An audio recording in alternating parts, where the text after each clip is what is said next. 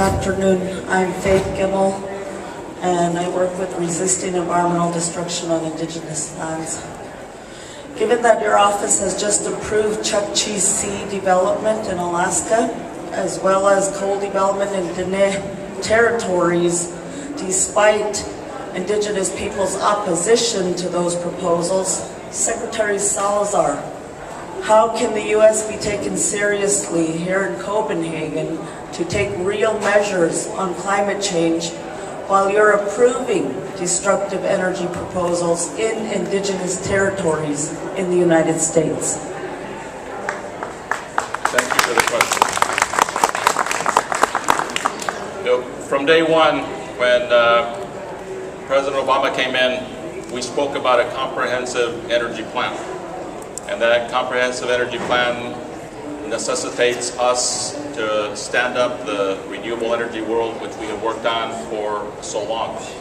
But the President also has said that a comprehensive energy plan is one that is not going to be dependent on renewable energy tomorrow.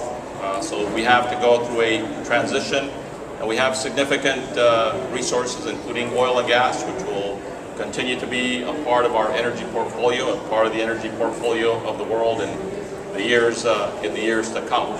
With respect to your specific question on the Chuckchi Sea, what was approved there were 3 exploration wells that will help us develop additional information with respect to the future of the 2 major areas off the North Slope of Alaska.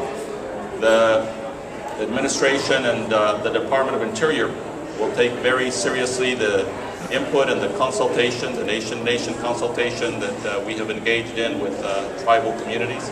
And indeed, the work that we have done over the last year, I think, has demonstrated the commitment of this administration to work hand in hand with the nation's First People to address their concerns and how the impacts from development also impact their livelihoods.